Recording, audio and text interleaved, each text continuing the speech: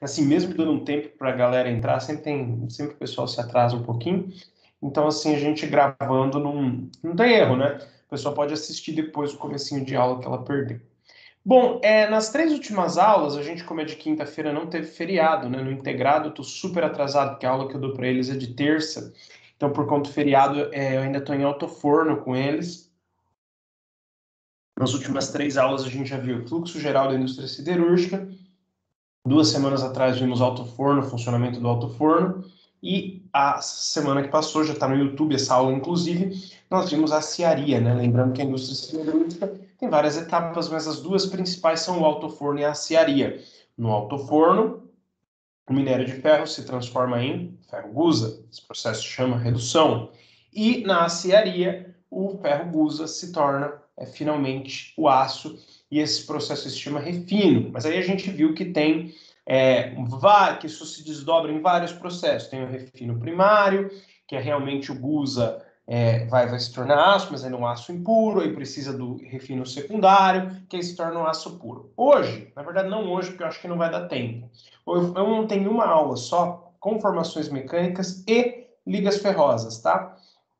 Mas hoje a gente vai falar mais de conformação mecânica e menos de liga ferrosa. Por que eu estou repetindo o que a gente viu 2 semanas atrás? Porque se a gente fizer um apanhado geral da nossa disciplina, a gente começou vendo primeiramente o quê? O que eram os tais dos materiais que a gente estudaria nessa disciplina, que se chama Tecnologia dos Materiais. E concluímos que era o sólido, que eram os sólidos. Isso foi a primeira aula.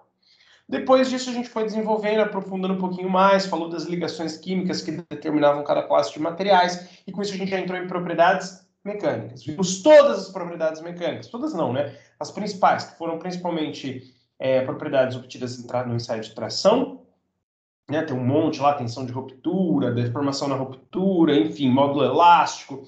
Aí nós vimos dureza, impacto, acho que foram principalmente esses aí. Então, nós entramos vendo, primeiro, né, introdução, aí propriedades, depois fomos para estrutura, o que não é uma abordagem tradicional, geralmente estuda estrutura antes de propriedade, mas eu inverti isso no nosso primeiro semestre. Vocês são mecatrônica, eu acho que fica mais interessante eu falar de mecânica para vocês do que de química, né? Mas não tem jeito. A gente teve que ver um pouquinho de química. E aí a gente começou já o segundo semestre falando de outra visão. A gente viu a visão, vamos dizer assim, mais científica no primeiro semestre, que era para introduzir vocês o conceito. E agora no segundo semestre a gente começou a ver a parte mais técnica. Vimos aí desgaste e tratamento de superfície, como que o tratamento de superfície pode melhorar o desgaste. E vimos aí o processo de produção do aço. Agora a gente pode pensar assim, vamos entrar no pós-produção do aço. Vamos entrar no processamento do aço, que seriam os processos de conformação mecânica. Mas como eles não servem só para o aço, eles servem para vários metais, a gente já emenda nessa aula as ligas ferrosas e também as ligas não ferrosas, que não está aqui no título, mas a gente vai falar delas lá no final, tá? Ligas ferrosas são ligas metálicas, né? A liga metálica é um material metálico formado não só por um metal, mas por mais de um tipo de metal. E não precisa nem ser, o segundo componente nem precisa ser um metal. O aço carbono, por exemplo, que a gente vai ver ele hoje, o componente principal é o ferro e o segundo componente é o carbono, e é uma liga metálica, tá? As ligas ferrosas são as ligas baseadas em ferro, que tem como elemento principal o ferro. A gente vai ver, provavelmente só semana que vem, pela questão do tempo, as ligas não ferrosas também. Hoje a gente entra em conformação mecânica. Eu não sei se vocês lembram, mas aqui, ó, voltando à ciaria, aí alto forno, aí fluxo geral da indústria siderúrgica, eu coloquei aqui, ó, posteriormente à siderurgia, estudaremos o processo de conformação mecânica. Por quê? Primeiro você precisa transformar o minério de ferro em aço, em ferro-gusa, perdão. Para isso está o alto forno. Depois você tem que transformar esse ferro-gusa em aço de fato, para isso está a aciaria. No final da aciaria ocorre o lingotamento contínuo. Lembra? Formam os lingotes, mas eles ainda estão rusticões, eles servem para ser vendido para quem ainda vai conformar esse lingote. Volta lá no slide anterior. Aqui, ó, no vídeo que a gente passou da Votorantim, não fazendo propaganda da indústria, mas porque ele está aberto no YouTube e ele é muito ilustrativo, inclusive a figura está devidamente referenciada, a gente já tem as aplicações diretas, porque a Votorantim provavelmente, pelo menos esse vídeo dá essa ideia, que ela não faz só o alto forno, nem só a aciaria e nem só o lingotamento contínuo. Ela faz a laminação no fim. Então ela já faz um produto acabado. Lembra que a gente falou, ó, as etapas? Produção de coque, adequar o formato do minério, alto forno, aciaria, laminação. Há quem coloque a laminação no fim da aciaria, mas não necessariamente. No fim da aciaria, pelo que eu estudei, da maneira como eu interpreto as referências aí da metalurgia, o fim da aciaria é o lingotamento contínuo. Esse lingote que sai ali no fim, né? No fim da aciaria, só porque a gente... Estou passando os slides rápido porque eu estou focando só em alguns comentários, tá? Tudo isso a gente já viu. Ali eu quis voltar na figura da Votorantim para falar as etapas do processo e eu voltei nesse slide para falar do lingote. Se vocês assistirem o vídeo, vocês vão ver o formatão do lingote. Ele ainda não é vendido, ele ainda precisa passar por laminação para formar um daqueles perfis que a gente vai ver eles de novo, igual eu acabei de mostrar ali no slide da Votorantim. E é só a laminação? Não, existem outros processos de conformação mecânica que vai pegar esse lingote que sai da aciaria e transformar ele numa barra, ou num fio, ou em alguma peça metálica que realmente vai ter alguma aplicação. Então, quando a gente fala em conformação mecânica, a gente tá dentro de uma grande área, que é o processamento de metais, tá? Aqui ele está falando em técnica de fabricação de metais. Eu pus assim porque está no Callister assim. Mas se essa figura fosse minha, eu escreveria técnicas de processamento de metais. Por quê? Porque já, pelo menos no caso do aço, já fabricou. A gente já fabricou no alto forno, produziu ferro gusa, na aciaria produziu aço. Então já está fabricado. Agora eu vou adequar o formato, não o formato do minério para entrar no alto forno, mas o formato desse aço foi produzido. Eu vou dar uma geometria específica para ele, uma aplicação, tá? Mas provavelmente ele colocou fabricações porque essas técnicas não se aplicam só ao aço. E algumas delas realmente podem ser para fabricar outros metais. Então eu diria que seriam, na verdade, técnicas de fabricação de componentes metálicos, que vão ser usados na construção civil ou na construção mecânica. Estamos chamando aqui de construção mecânica, construção civil, casa, prédio, né? Construção mecânica estamos chamando aí pedaços de metais que vão se tornar elementos de máquinas um dia, né? Que vão para dentro das máquinas aí, se tornarem peças. Bom, vocês do noturno já têm elementos de máquina, então vocês sabem do que eu estou falando. O pessoal do integrado que vai ver só no segundo ano. Vamos dar uma passada nessas técnicas e ver aonde que a conformação mecânica, que é o tema dessa aula, se encaixa. Então nós temos aí algumas grandes áreas de fabricação ou de fabricação de componentes metálicos, na verdade. As operações de conformação, que é a estrela da aula de hoje, que é a conformação mecânica, que necessariamente elas envolvem deformação plástica. Lembra do que a gente estudou lá no começo do ano? Que o regime de deformação pode ser elástico ou plástico, o elástico é recuperável, o plástico é não recuperável? Então, as operações de conformação que a gente vai ver hoje são processos de fabricação de componentes metálicos que necessariamente envolvem deformações plásticas. Nós vamos pegar um lingote de metal e deformar ele plasticamente para que ele fique no formato adequado. É isso, tá? Então hoje nós vamos estudar uma técnica que envolve deformação plástica para conformar, ou seja, dar o formato, conformar quer dizer dar o formato do metal que sai da aciaria, se for um aço do metal que sai da aciaria, do lingote que sai da aciaria. Nós vamos aplicar uma deformação plástica nesse lingote para ele se tornar um componente metálico com aplicação. Até então ele não tinha aplicação, agora ele vai ter. A fundição é quando você realiza, é quando você funde o metal. Podemos pensar em um sinônimo, fundição como sinônimo de fusão, tá? Eu vou liquefazer, eu vou fundir, né? Fundição seria o nome popular de fusão, porque o nome cientificamente correto é fusão, é o ponto de fusão, é a temperatura de fusão. Mas na prática o pessoal fala, vai fundir, então é a fundição, e esse nome pegou, tá? E, vejam, reparem na diferença. Eu posso pegar um lingote sem fundi-lo, causar uma deformação plástica e deixar ele no formato adequado. Mas existem geometrias mais complexas que vão necessitar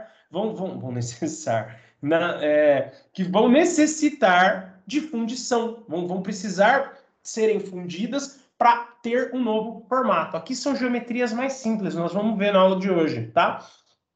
Que não compensaria, ficaria muito caro fazer o processo de fundição. Esse aqui tem uma produtividade bem maior, né? Porque ele é um processo contínuo. Fundição é batelada. Faz uma, para, faz outra, faz uma, para, faz outra. Aqui a gente vai ver que essas conformações mecânicas, não todas, mas a maioria, elas são processos contínuos. Então, para geometria simples e produção em larga escala, né, geometria simples, estou falando um formato mais simplificado, tipo um trilho de um trem, é uma coisa contínua, né? Uma barra de metal com um formato contínuo. Então é mais fácil fazer aquilo que fazer por fundição. Agora, a roda de um carro, por exemplo, é uma geometria mais complexa, tem aqueles vários aros e tal. Aí, geralmente, é feito por fundição, tá? Peças pequenas, geralmente, são feitas por fundição, porque elas têm uma complexidade geométrica maior. Peças grandes, não que não exista peça grande por fundição, existe, claro, mas no geral aqui estão as peças grandes, aqui estão as peças pequenas. Mas isso pode variar. Você pode ter uma geometria complexa numa peça grande, né? E aí vai ter que fazer a peça grande aqui, como você pode ter uma geometria simples numa peça pequena,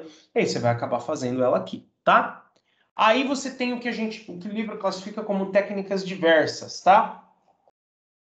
Porque elas não são tão tradicionais quanto essas duas. Falou em processamento de metais, você pensa em conformação plástica, causar deformação metálica, e fundição, fundir e em seguida ressolidificar. A fundição vai envolver nela, para dar esse formato complexo, um molde, tá? Eu só estou introduzindo ainda, então você está aí falando, mas como assim vai fundir? Vai fazer o que para o metal líquido? Você vai fundir o metal líquido num molde que vai dar o formato para ele. O outro você vai causar uma deformação plástica também, de uma forma específica, que vai gerar aí o formato que você quer. Só que um envolve fusão e o outro envolve deformação plástica. Como que isso acontece? Como que isso acontece? Nós vamos ver. Claro que o assunto da aula de hoje é isso, então nós vamos focar mais aqui, mas não dá para dar essa aula sem sequer comentar de fundição, tá? Até porque também é bom falar de fundição para a base de mecânica de vocês. Então, dentro das operações de conformação mecânica, que é o que nós vamos estudar hoje, nós temos o forjamento, nós vamos ver o que é, a laminação, que é muito parecido com o lingotamento contínuo, tá? Mas é um lingotamento contínuo mais bem acabado, é meio que uma finalização, é meio que um lingotamento contínuo mais caprichado, mas nós vamos ver, fiquem tranquilos. A extrusão e o estiramento, ou a trefilação, tá? Estiramento também é conhecido como trefilação. Vocês podem usar o nome que vocês quiserem, eu vou deixar aí para vocês o outro nome. O estiramento vocês também vão ver com o nome de trefilação, tá? Aí vocês escolhem o nome que vocês vão usar, pelo menos está dado os dois aí. As fundições envolvem várias técnicas, tá? Um molde de areia, um molde matriz, que você vai ter um formato ali, né? O molde de areia ele é descartável, ele é arrebentado toda vez que você faz a fundição, nós vamos ver um vídeo disso. O molde matriz é um material que aguenta o metal fundido, então ele pode ser reutilizado. E tem até umas técnicas aí mais diferenciadas, que eu nem fui buscar elas, eu só coloquei aqui mesmo porque o livro traz, para vocês terem em algum lugar que é o investimento e a contínua. Mas o mais comum é a fundição em areia, e como a aula não é de fundição, nós só vamos ver em areia, mas pelo menos está citado aí que existem mais três técnicas. Aqui a matriz não muda, e duas aqui com esse nome, investimento e contínua. A gente chama de técnica diversa a metalurgia do pó, que é muito parecido com a sinterização cerâmica. Vou até anotar aqui, a gente ainda não viu isso, então se falar sinterização não falar nada dá no mesmo, mas a gente vai ver no fim do ano. Então quando a gente for lá falar de sinterização, eu comento, eu volto na metalurgia do pó e falo lá, tá? Aqui eu não vou falar. E tem a soldagem. Vocês têm uma disciplina só de soldagem em algum... vocês são noturno, então no segundo ano. Eu não vou falar de soldagem aqui. Vocês vão ter uma disciplina só disso, tá? Até porque eu sou especialista em polímeros, então eu estudei um pouquinho de metais para preparar essas aulas para vocês, para formar a base, mas de soldagem eu não sei nada. E vocês vão saber aí, vão ter uma disciplina só disso, tá? Porque eu não sou da engenheiro mecânico, sou engenheiro de materiais. Enfim, vamos lá. E a gente teve uma matéria só de soldagem, né? Eu sou especialista em polímeros, como eu já falei. Então, soldagem, eu nem preparei a aula, porque eu sei que vocês vão ter aí aulas muito boas, com profissionais capacitados, que já viram muito isso daí na prática. Então, vocês vão ver, vocês vão ter tempo de ver a soldagem. A gente encaixa a soldagem e metalurgia do pó no que o livro chama de técnicas diversas, tá? Então, são três grandes áreas: conformação mecânica, fundição e diversas. Diversas engloba a metalurgia do pó, que a gente vai ver o que é essa tal de sinterização lá em cerâmica, e engloba também soldagem, tá? Fundição é simplesmente, falando grosseiramente, derreter o metal. Conformação mecânica é aplicar uma deformação plástica que vai adequar o formato dele. Vamos ver agora um a um? Isso aí foi só para situar a gente, onde a gente está nesse universo de processamento de metais, tá? Quão grande é o universo que a gente vai restringir hoje, basicamente a conformação mecânica, e vai citar rapidamente a função, tá? Agora nós vamos ver coisa por coisa. Ali foi só para situar a gente. Falou, nossa, André, não entendi nada dessa tabela, na verdade, um fluxograma, né, que você mostrou. Não, é só para vocês verem tudo o que existe. O que vocês têm que entender daqui para frente, que é aqui que é o nosso foco, tá? Então vamos lá. Quando você vai fazer um processo de conformação mecânica, para que você chame o processo de conformação, isso é um processo de conformação mecânica. O que caracteriza algo ser um processo de conformação mecânica? Você deve fazer no metal uma deformação, e a deformação deve ser induzida por uma força ou tensão externa. Então você vai ter que aplicar uma força externa que vai deformar o metal, cuja intensidade deve exceder o limite de escoamento do material. Uai, gente, o que era isso mesmo? Revisão, escoamento. O que era o escoamento? Era o ponto a partir do qual você começava a ter deformação plástica. A gente tinha o gráfico de tensão, deformação, que tinha uma cara mais ou menos parecida com essa aqui, ó. Uma cara mais ou menos parecida com essa aqui. Existia algum lugar ali que era o limite de proporcionalidade. Aqui fazia um xizinho no fim porque quebrou.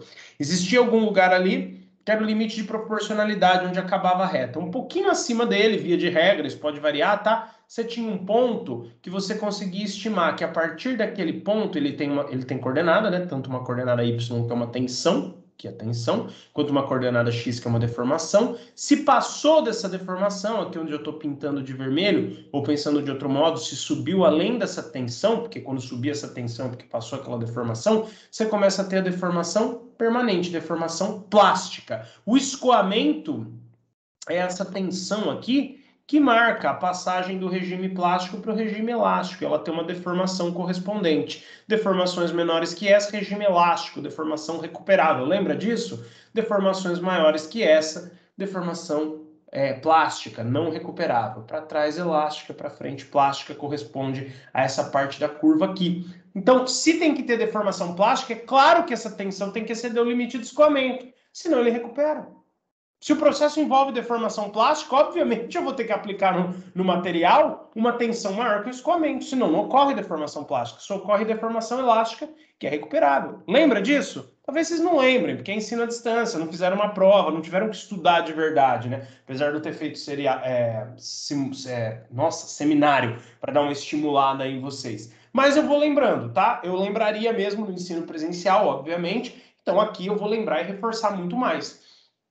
Tem que ter deformação plástica. E para ter deformação plástica, a gente tem que atingir a tensão limite de escoamento. Tem que atingir essa tensão menores que essa, para esse exemplo aí no gráfico, só para ilustrar para vocês, tensões menores que essa, a deformação é recuperável. Vão ter que ter tensões acima dessa para que a tensão não seja recuperável. Então, tem que atingir o limite de escoamento, porque o processo envolve, por definição, deformação plástica. Tá? E a maioria dos metais pode ser submetida a esse processo sem trincar ou fraturar. Lembra que a gente falou que os metais eram dúteis? Isso significava que essa curva era muito comprida na horizontal, ou seja, aceitava uma quantidade boa, né, de deformação plástica. Então o metal pode ser tratado aí por essas técnicas de conformação mecânica, justamente porque ele aceita a deformação plástica. Isso nós falamos lá nas primeiras aulas. E eu tô aí refrescando a memória de vocês, tá? Não dá para fazer conformação mecânica com cerâmica. Pega uma caneca aí de porcelana, de cerâmica, de louça comum. Tenta fazer uma deformação plástica aqui para mudar o formato dela. Antes de você conseguir, ela vai quebrar.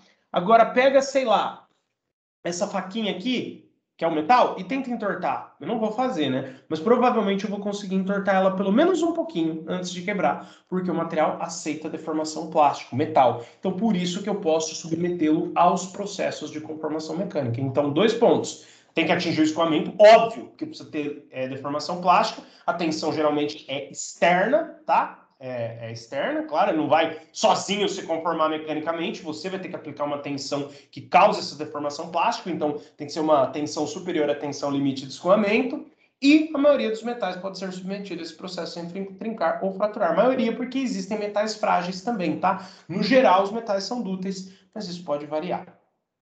Existem 2 regimes de trabalho de conformação mecânica, trabalho a quente e trabalho a frio. Como o próprio nome diz, já dá para a gente imaginar o que seja, né? Mas vamos imaginar o seguinte aqui, ó.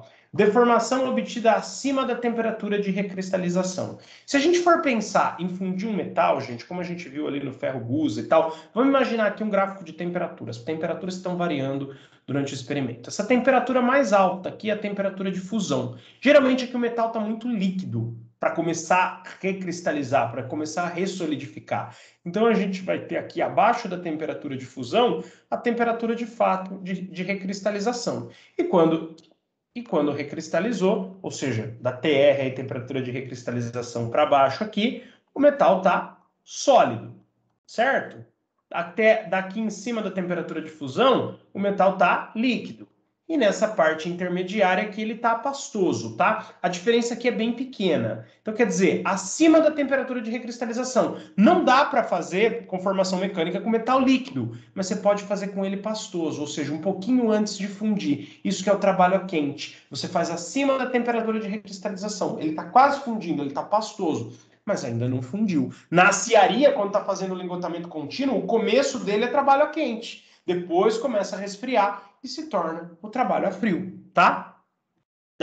Por definição, a gente pode entender que o trabalho a frio é feito nele totalmente sólido, abaixo da temperatura de recristalização. Quais são as diferenças, as vantagens e as desvantagens? Vocês já devem estar imaginando que aqui pastoso ele é bem mais dútil e aceita níveis de deformação mais altos, né? Aqui no sólido, de fato, ele vai ser menos pastoso e vai aceitar níveis de deformação mais baixos. Isso aí deixa para a gente chegar nisso raciocinando. Mas tem mais alguns detalhes, tá? Como a gente imaginou, ó, no trabalho a quente são permitidas grandes deformações, que podem ser repetidas várias vezes, pois o material permanece mole e dútil, tá? Eu vou tirar o rabisco que eu fiz de cima aqui do escrito para que vocês possam ler. Alguns metais podem experimentar oxidação de sua superfície nesse regime de trabalho. Se o metal interage muito bem com o oxigênio e você aumenta a temperatura, o comum, né, falando quimicamente, é que essa interação aumente ainda mais. É que a temperatura catalisa essa reação de oxidação. Então, se o metal já tem uma tendência boa a oxidar, você vai fazer o trabalho a quente, tem esse risco. Então, aqui embaixo, ó, seria uma desvantagem.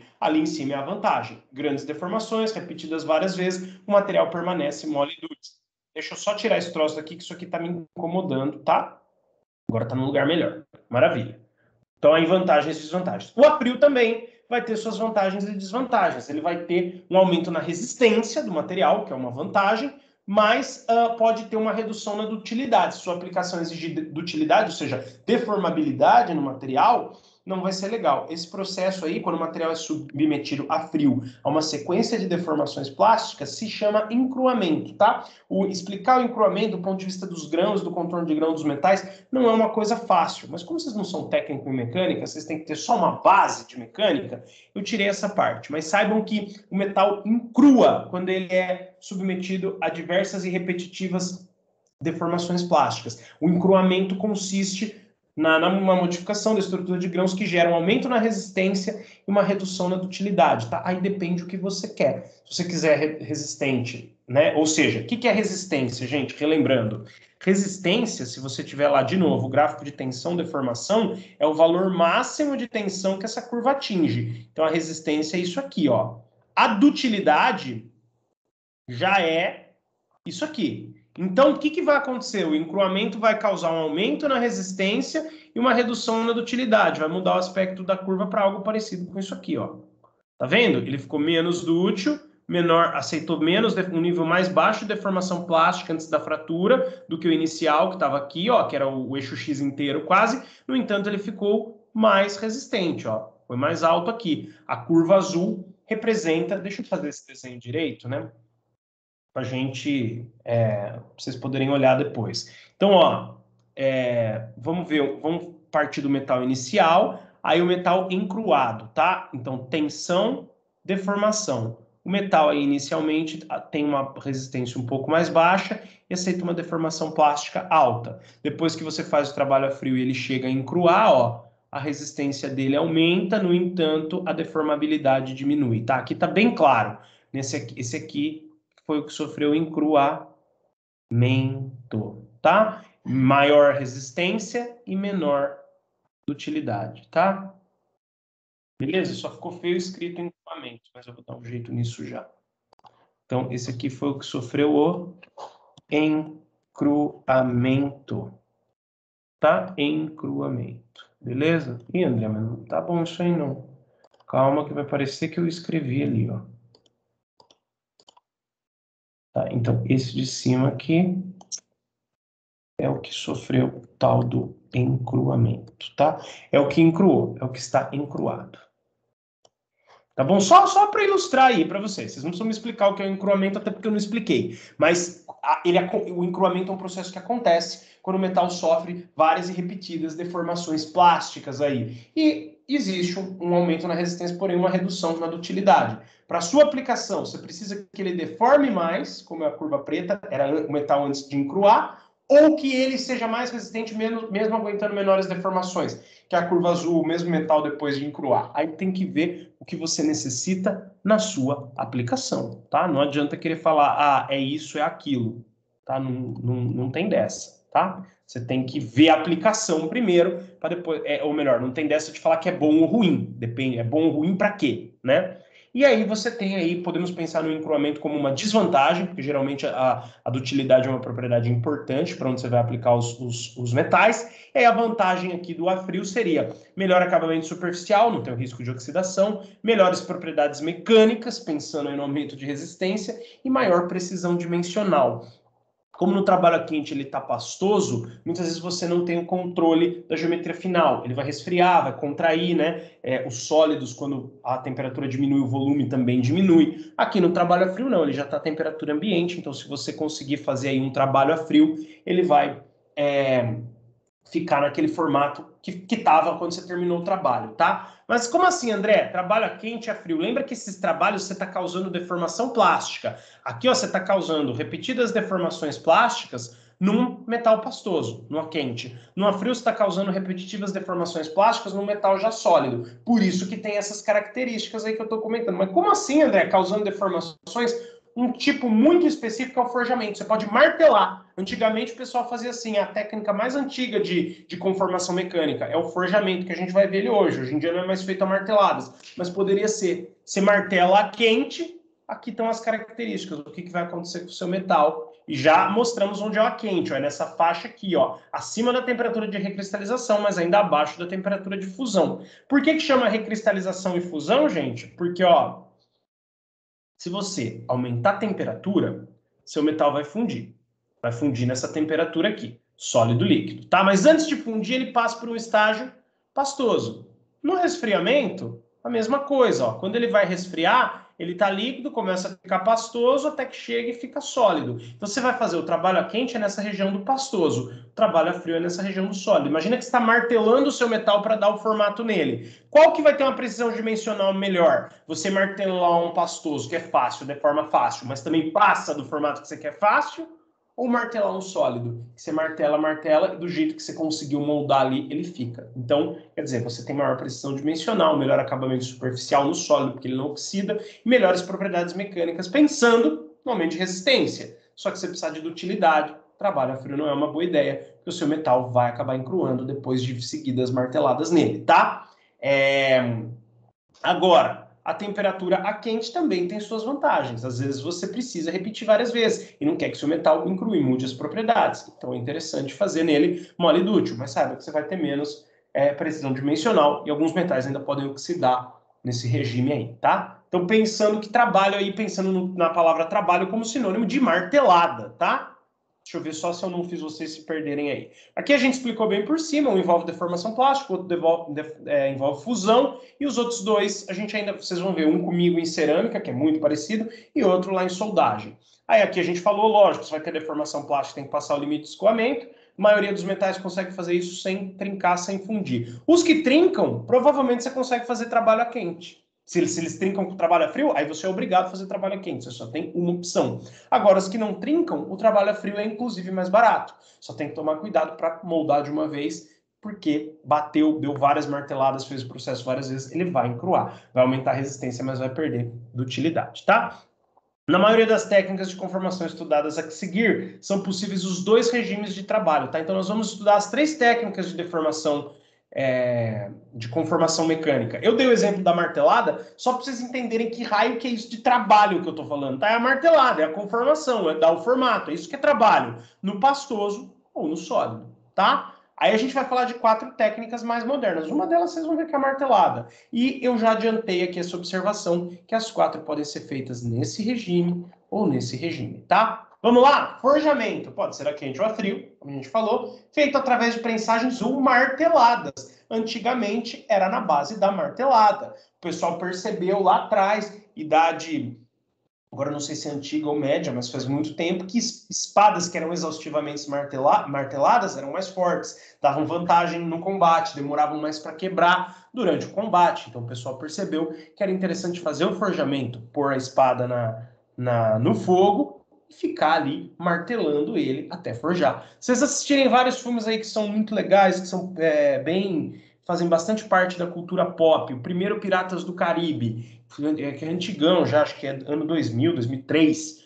O Will lá, que é o personagem coadjuvante, que ia junto com o Jack vivia aventura, ele fazia espadas. Ele ficava lá fazendo o forjamento de espada exatamente desse jeito. Enfiava na fogueira, deixava encandecer e ia martelando até dar o formato. Trabalho a quente, tá? No filme do Homem de Ferro, eu tinha trazido isso para essa aula. Ah, não, tá na aula de tratamentos térmicos, isso aí. Tá na aula de tratamentos térmicos, porque lá ele não tá fazendo um forjamento, ele tá fazendo tratamento térmico. Ele martela primeiro e aí ele põe no fogo depois para aumentar a resistência. Nós vamos ver isso em outra aula. Então, mas no filme do Homem de Ferro, no primeiro também, quando ele tá lá forjando a armadura, você consegue...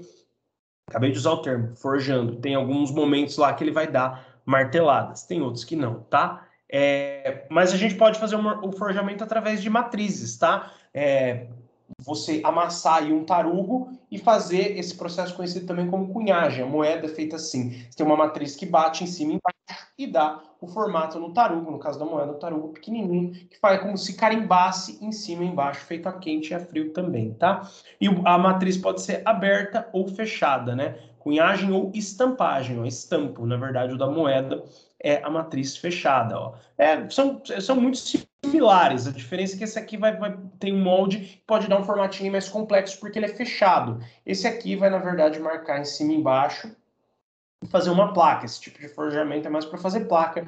Esse é para fazer umas geometrias aí mais interessantes, tá? Mas assim como o martelo ia dando formato, o estampo e a matriz inferior vem e bate na peça de uma vez e dá o formato, que pode ser a quente ou a frio, pode ser algo mais rústico ou algo mais sofisticado, com uma geometria mais complexa, mas a matriz funciona como a porrada do martelo, então é considerado aqui forjamento, esse tipo de conformação mecânica. Por quê? Tanto o martelo quanto a matriz geram deformação plástica na minha amostra metálica, que futuramente vai ser a minha peça, tá?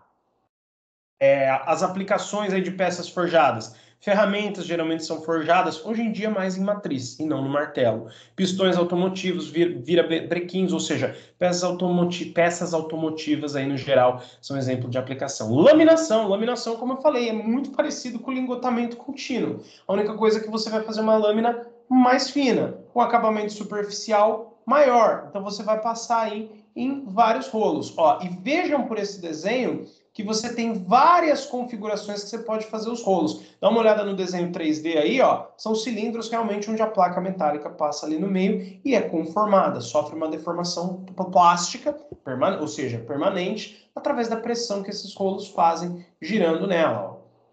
Tem rolo que gira num sentido só, tem rolo que vai em volta, você pode fazer uma combinação dos vários tipos, você pode mudar o tamanho, você pode fazer uma conformação, uma configuração entre vários, e só o pequenininho passa aí na lâmina com um espaço bem pequeno para fazer uma lâmina bem fina. Você pode montar esses rolos da maneira que você quiser, de modo a pegar um lingote que saiu da cearia e deixar ele como uma lâmina, mais fina, menos fina, mas com um formato adequado à aplicação. Você pode, por exemplo, ter rolos aqui laterais e em cima, que vão dar esse formato de viga e para a sua peça, que é um formato muito parecido com o do trilho do trem. Ó. O trilho do trem é arredondado em cima, reto embaixo, mas olha como eles são geometrias parecidas. A gente, inclusive, vai calcular o centroide e o momento de inércia dessa viga aqui no ano que vem, em mecânica técnica e resistência dos materiais, se Deus quiser, de maneira presencial, tá? E é isso.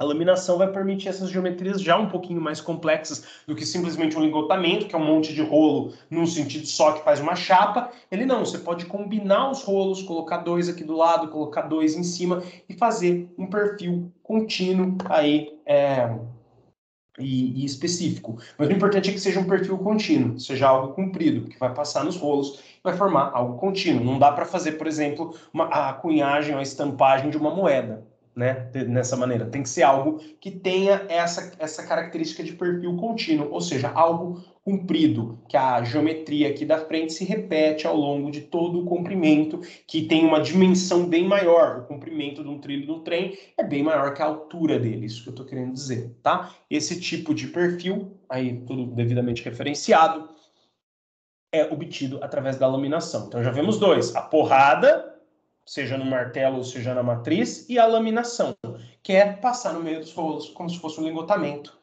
né? Um pouco mais fino, um processo mais fino. O lingotamento é um pouquinho mais bruto, tá? Extrusão. Extrusão é um processo amplamente utilizado para polímeros. Tubo de PVC, todo tipo de perfil, o tubinho aqui da carga da caneta Bic, o interno, onde fica a tinta, não esse de fora, é feito por extrusão, saquinho de supermercado é feito por extrusão, sai aqui um material muito parecido com o tubinho de tinta da caneta Bic, maior, obviamente, parecido com um tubo de PVC, e aí ele passa numa outra máquina que deixa ele mais fino e que sopra ele, para deixar ele um tubo com as paredes bem fininhas. Aí você corta esse tubo em vários, cada um vira uma sacolinha de supermercado, tá? A extrusão para plástico, que é o que eu sou especialista, por isso estou puxando sardinha aqui, né? É amplamente utilizada. Os pedaços de plástico que vem da indústria petroquímica entram aqui em grãozinhos mesmo, e aí eles são fundidos, o movimento dessa rosca leva eles para frente, e eles são forçados por uma matriz, ou seja, eles são forçados por uma geometria mais fina. Quando você aperta a pasta de dente de manhã no banheiro, né? Antes eu dava essa aula assim, eu falava assim, gente, a gente faz uma extrusão todo dia de manhã no banheiro. Você vai no banheiro, você vai fazer uma extrusão, porque você vai forçar uma massa plástica por um buraco muito pequeno. Aí a pessoa ficava assim, né? O que ele vai falar agora? Você entra no banheiro, abre a porta, pega a pasta de dente, aperta a pasta de dente. A pasta de dente é uma massa plástica que você está forçando passar por um buraco mais fino do que o lugar que ela está armazenado. Só que aqui na extrusora, é uma extrusão. Colocar a pasta de dente para fora do tubo é um excelente exemplo de extrusão. Mas não extrusão industrial, processo contínuo, como é feito aqui nos polímeros, onde o polímero fundido passa por uma matriz mais fina que ele. Para os metais, geralmente é extrusora de pistão. Funciona igual uma seringa de injeção mesmo, mas da mesma forma também, ó. O metal fundido está aqui num recipiente bem maior, através da pressão ele é forçado a passar por uma matriz, ou seja, uma saída menorzinha. E aqui igualzinho acontece no tubo de pasta de dente, só que em vez de você apertar de trás, você aperta dos lados, né? Então, essa aqui é a extrusão utilizada para metais, mas saibam que ela é uma técnica aí que os polímeros copiou, em vez de usar, né, os polímeros copiou, que o processamento de polímeros copiou, vamos usar o plural direito, né, vamos usar a língua portuguesa direito, processamento de polímeros copiou, só que aqui é feito por uma rosca, porque os polímeros vão precisar ser fundidos e homogeneizados. O metal não, ele já vai ficar ali sob aquecimento e uma vez que ele funde, ele já está homogeneizado. O polímero precisa desse movimento aqui do transporte para homogeneizar. Então você aperta aqui, o metal fundido sai e sai um tubo. Tem um exemplo aí de extrusão, é para geometrias contínuas, mas mais complexas que a laminação. Polímero, tudo você taca na extrusora, tá? O metal não. Você não tem por que fazer uma viga T, uma viga I que por laminação dá certo, porque ele pode passar ali pastoso, por extrusão. Mas tem alguns perfis que são mais complicados. Por exemplo, como é que você vai fazer rolos de laminação que dão esse formato, que dão esse formato, que dão esse formato? Então é melhor fazer a matriz, ou seja, o buraquinho aqui, através do qual o metal vai passar e vai formar esse perfil contínuo aqui também. Então vejam que tanto extrusão quanto laminação são para perfis contínuos. Para geometrias um pouquinho mais complexas, é o forjamento, tá? Último, a trefilação ou o estiramento, tá? Que é muito parecido com esses dois. O que acontece é que o ângulo aqui é um pouco mais agudo, um pouco mais severo. Então, sai um fiozinho bem mais fino do que na extrusão ou do que na laminação. Geralmente aqui o formato é cilíndrico mesmo, realmente é para fazer fio. E ele sai e já vai enrolando. Aqui é um ângulo violento que você vai passar o seu metal. Lembra que os 4 podem ser a quente ou a frio. Você pode forçar o metal aqui a frio. Tem metal que aguenta, por exemplo, o alumínio vai tolerar aí essa deformação plástica e vai formar um fio. Quer dizer, eu não sei se aqui é feito com alumínio, perdão, tá? A extrusão é feita com alumínio, justamente ele pode ser a frio, porque ele passa e ele aguenta uma deformação plástica alta. Aqui, a frio depende do material, geralmente é cabo de aço, que é feito assim, mais fininho. O alumínio, eu não sei se ele deformaria demais, não formaria um fio mole. Eu imagino que aqui, na maioria dos casos, na trefilação, você tem um aquecimento aí, tá? Mas, teoricamente, os quatro podem ser usados, a princípio, para qualquer metal e podem ser feitos tanto o forjamento, que é a porrada, tanto os 3 de forçar numa matriz menor, né? Aqui não é uma matriz menor, aqui são os rolos, mas forçar um perfil contínuo, que forçar um perfil contínuo num buraco, que forçar um perfil contínuo num buraco menor ainda, teoricamente os 4 podem ser feitos a quente ou a frio, tá? Então a gente aí tem a figurinha do Callister, que é o resumo da conformação mecânica. Olha aí, a matriz, o tubo, o metal bruto entra, a matriz vem e dá uma porrada nele e pronto, você fez a peça forjada. É como se viessem 2 martelos, um de cima e um de baixo, mas você não precisa ficar ali como um artesão, caprichando no formato, fazendo ponto a ponto. Vem uma matriz de cima, uma de baixo, acabou, moldou, fez a conformação. Passando no meio dos rolos aí, laminação. Sendo empurrado por um êmbolo e saindo num buraco menor, extrusão. Extrusão e laminação parecidíssimos. A diferença é que esse é fechado e passa por um buraco, e esse aqui é aberto e passa entre 2 rolos, né? Então, mas o formato que vai sair é muito parecido. Esse usa para geometrias mais complexas, esse para geometrias mais simples. Já a trefilação tem uma angulação na matriz pela qual o fio sai e você precisa puxar, tá? Aqui os próprios rolos, olha só que interessante, esse desenho nos dá bem essa ideia, eu tinha esquecido de falar isso, o desenho me ajudou a lembrar. Aqui o próprio movimento dos rolos empurra o metal para frente. Aqui o êmbolo ou pistão empurra o metal para frente. Aqui você precisa de um puxamento. Essa é a grande diferença, por isso que ele se chama estiramento, tá? Então esse tem uma diferença dos outros dois. Não é algo que vai empurrar o metal, você tem que puxar o metal para dar o formato de fio nele, tá? Na extrusora aqui de polímeros, o polímero fundido que sai aqui da matriz passa por uma câmara de resfriamento, geralmente passa em água para resfriar e é puxado também, tá? Mas o puxamento aqui não tem nada a ver com o sair ali na frente, até tem, porque é uma coisa contínua. Mas você pode parar de puxar, o polímero vai vazar aqui e vai continuar saindo, porque o que está empurrando é a rosca, só um comentário, tá? Então, quer dizer, a trefilação, a grande diferença é que o que faz ele passar pela matriz é o puxamento. Por isso que ele também é conhecido como estiramento. Trefilação porque faz fio, estiramento porque você tem que puxar. Não tem um êmbolo ou uma rosca empurrando, não tem um rolo também girando. Então são 3 de passar por matriz, um puxado, 2 empurrados. O puxado, o ângulo é mais agudo para fazer bem fininho, e tem o da porrada, que é o forjamento, tá? Essa figura aqui eu acho que ela tá bem explicativa com as flechinhas, o que acontece o antes e depois aqui no forjamento, aqui mostrando a continuidade da laminação, a continuidade da extrusão, e também a continuidade da trefilação, porque isso aqui está entrando na máquina por algum lugar de maneira contínua para poder sair ali na frente, tá? E vamos falar um pouquinho para finalizar aí de fundição, e aí depois a gente já entraria em ligas ferrosas, que eu acho que eu vou deixar para a semana que vem, ou de repente a gente começa e assim a gente, porque liga ferrosa, depois vem as não ferrosas, é muita coisa. Deixa eu ver que horas são. Aqui o meu computador está um pouco atrasado. 47. Alguém escreveu alguma coisa no chat? Ah, não, o pessoal está dando boa noite. Boa noite, Aline. Boa noite, Tamires. Boa noite, o pessoal que entrou aí depois. Falou que a minha internet está meio ruim aqui, mas eu estou gravando a aula, tá? Então não se preocupe. Vamos aí em frente. Vamos ver um pouquinho. Acho que vai ser o tempo da gente falar de fundição. Pessoal, fundição. Você vai fundir o metal e jogar ele dentro de um molde. Esperar ele resfriar, abrir o molde, tirar a sua peça, tá? Simples assim. Mas você precisa do quê? Você precisa de um material que aguente o metal fundido, justamente para fundir ele, e um molde que também aguente o metal fundido para receber ele fundido. Precisa de um molde que abra, ou que possa ser destruído e refeito, para você tirar a peça ali de dentro. A fundição é um processo que demora bem mais, acabando por ser um pouco mais caro. Então é assim, ó, a ideia é mais ou menos essa. Geometria simples, tamanho pequeno, né? Fio, trefilação. Geometria simples, tamanho grande, laminação. Geometria um pouquinho complicada, mas ainda perfil contínuo, extrusão. Geometria um pouco complexa, mas não contínua, forjamento. Geometria super complexa, fundição. Se for algo de uma peça metálica com formato bem zoado, vai ter que ser na fundição, mas a fundição rende pouco, não vale muito a pena fazer fundição. Não ser a fundição caseira, que a gente vai ver um vídeo agora para encerrar a aula, porque vai ficar mais claro aí para vocês o que é a fundição. Imagino que a maioria de vocês tenha visto, né? Tem uma ideia, mas para quem nunca viu, a gente vai ver agora, finalizar a aula de hoje, tá?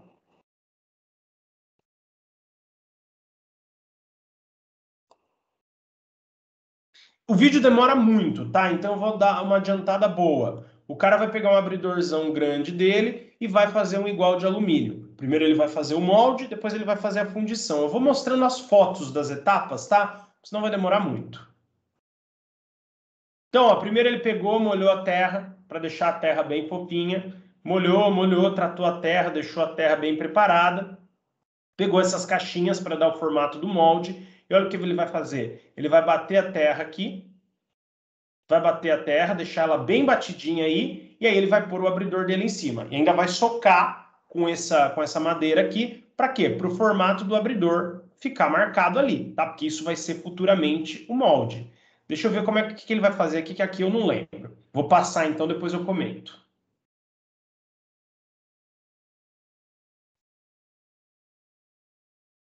Então ele falou que tem que esperar secar para não grudar, né, a parte de baixo aí com a parte de cima que ele ainda vai fazer. Então ele faz isso aí e espera a terra secar.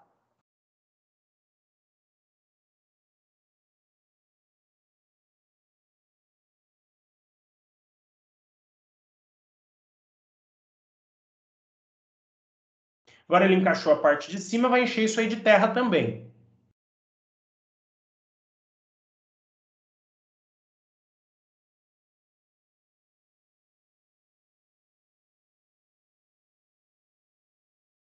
Então ele vai fazer dois canudinhos também além do formato da peça, porque no laranja aqui vai entrar a matéria-prima derretida e no outro é o suspiro, é por onde saem os gases, que vai estar cheio de ar ali antes de entrar o metal fundido e esse ar precisa sair por algum lugar para que o metal fundido entre.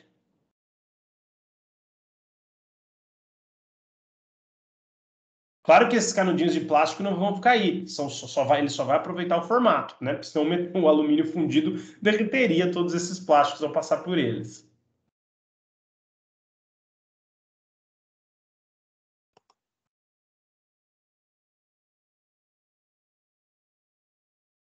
Então, quer dizer, ele encheu de terra, bateu bem a terra para deixar a terra bem compactada, porque o molde é a terra. Isso aí é o que a gente chama ali de fundição em areia.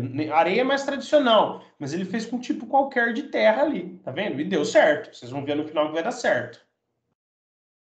Aí, ó, as duas partes já secaram bem, já estão bem compactadas, o abridor ainda tá ali. Vamos ver o que ele vai fazer agora que eu também não lembro.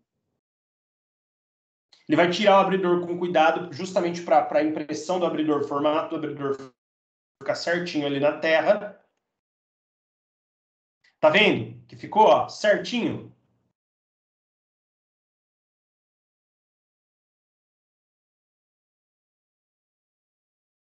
Aí ele tá limpando, né? Fazendo aí a limpeza para tirar qualquer pó que esteja solto, deixar só a terra compactada.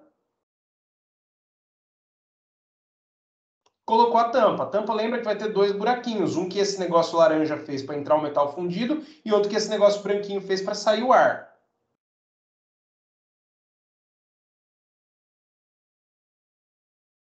Você viu? Eu não sei se dá para vocês ouvirem o som aí, mas ele falou: tá pronta a caixa, ou seja, o molde. Agora derreteu o alumínio para jogar ele aí no molde de areia.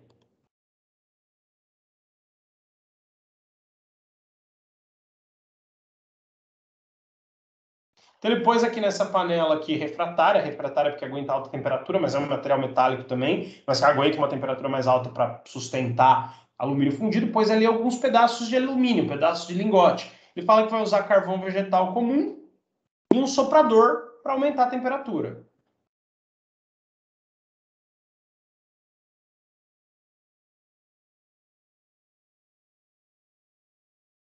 Um soprador assim, né, para jogar o fogo em cima da panela, de modo que vai aumentando a temperatura.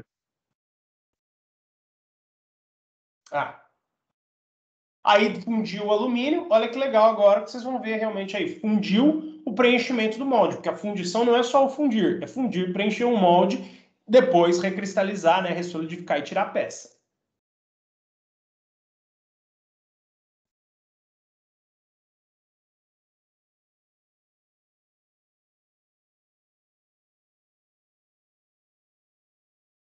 Só um pouquinho, porque o abridor era grande, mas era bem fininho. Ele jogou ali, já, ele falou, já encheu. Olha o montão que ficou para fora. Claro que encheu, né? Por aquele buraquinho mais grosso que ele fez aqui, colocando o canudinho laranja. Do outro lado, onde tinha o canudinho branco, o ar saiu, conforme esse alumínio fundido entrou.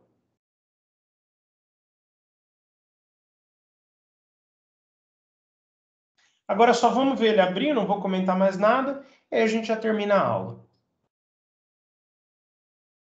Ele esperou solidificar, ó, aquele negócio que ainda estava um pouco incandescente, agora está prateadinho, da cor do alumínio sólido normal, que a gente está acostumado a ver no dia a dia.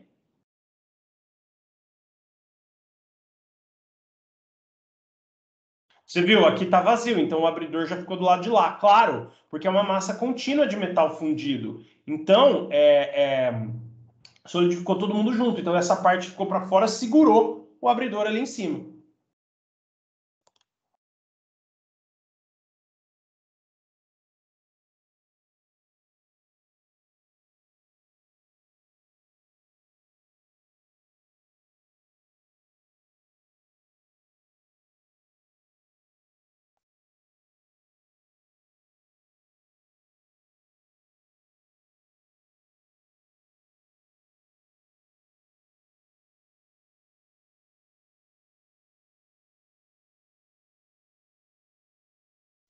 Agora, o final, ele vai serrar aqueles pedaços a mais, vai dar um acabamento aí, né, no esmeril, para deixar o abridor bonitinho, igual era o outro, e tá pronto, né? No fim, ele vai testar, vai tomar alguma coisa.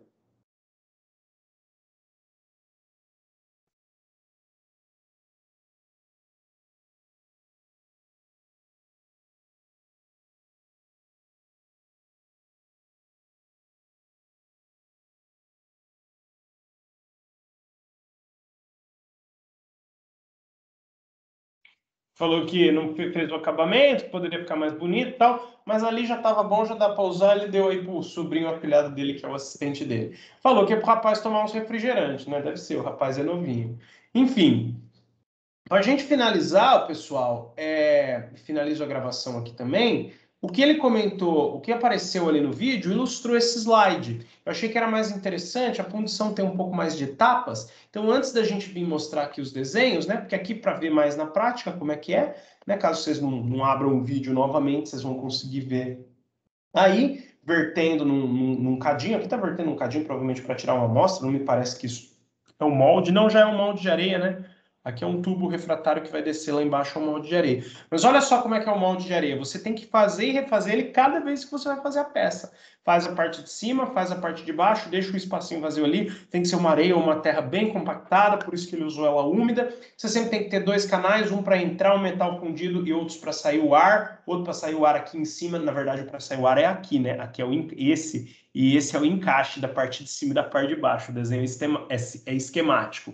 Então, um buraco para sair o ar, o outro para entrar o metal fundido. Entrou o metal fundido aqui, ele vai preencher tudo. Embora a peça seja só aquilo, quando solidifica, solidifica tudo, o caminho inteiro. O caminho que fez aqui, e às vezes até um pouquinho a mais acima ali, né? Porque ele encheu. É bom que não passe até a boca, senão vai ficar uma coisa enorme, uma peça enorme, você vai ter que cortar mais, lixar mais. Então, tá vendo o trabalho que dá? Tem que fazer o molde, jogar o metal fundido aqui dentro, esperar solidificar, arrebentar o molde, tirar. E ainda, ó, os caminhos aqui que o metal fez estão todos grudados, né, na peça. É uma peça metálica única, mas o que te interessa é só o que está aqui. Você vai ter que cortar, lixar, dar um acabamento. Isso é muito manual. Você fala, André, mas tem os processos de fundição que você falou lá mais desenvolvidos. Isso, que o molde não é descartável, que você consegue fazer um pouco mais rápido. Mas esse acabamento você sempre acaba tendo que dar. Então, fundição é só quando precisa mesmo. Quando dá para você resolver o seu problema. Fazer as peças, conformar as peças, ou seja, dar o formato. Conformar e dar o formato. Dar o formato das peças por conformação mecânica, ou seja, deformação plástica, né? Processos que envolvem deformação plástica, é preferível que você vá por esses processos que envolvem deformação plástica e não vá por fundição, tá? Fundição é dor de cabeça. Soldagem e metalurgia do pó, como eu já falei, aqui a gente, metalurgia do pó é parecido com prensagem e sinterização cerâmica. Eu comento ele lá na aula de cerâmica e soldagem, vocês vão ter uma matéria só disso. Semana que vem a gente vê ligas ferrosas e ligas não ferrosas, tá? Preparem-se, porque a semana que vem assim, é decorebinha, é tranquilo, né? Eu vou cobrar mais como seminário, vocês vão poder consultar. Mas daqui 2 semanas a gente começa diagrama de fase Diagrama de fase é uma matéria mais complicada, então vocês venham bem relaxados para a aula e prestem muita atenção, porque é mais complicado. Tá, semana que vem vai ser mais esse estilinho também. Nós vamos falar das... Não sei se der tempo, a gente já começa o diagrama de fase também, mas acho que não. A gente vai comentar aí das ligas ferrosas, não ferrosas e tal, as aplicações, também bem leve, bem tranquilamente. Espero que vocês tenham entendido o que é uma conformação mecânica. Se você sair aí e perguntar, alguém te fala, é um processo que dá de dar formato, né, conformar os metais, que envolve deformação plástica. Temos 4 tipos: laminação, trefilação e estiramento, forjamento, que é o mais tradicional, e extrusão. Existe uma outra técnica, mas ela é mais complicada, só para geometrias muito complexas, fundição. E também tem a soldagem e a metalurgia do pó, mas o André não falou, porque a gente vai ver metalurgia, sintetização, que parece com metalurgia do pó, com ele, e soldagem, a gente vai ver com outro professor na disciplina de soldagem. Tá bom, pessoal? Boa noite, bom resto de semana, bom fim de semana até quarta, mas precisando de mim, que a gente vai ter aula de matemática, né? Agora física, começamos física, quarta temos aula de física, quinta tecnologia dos materiais. Precisando de mim antes da quarta, estou à disposição. Valeu, pessoal. Obrigado. Boa noite, bom segundo tempo.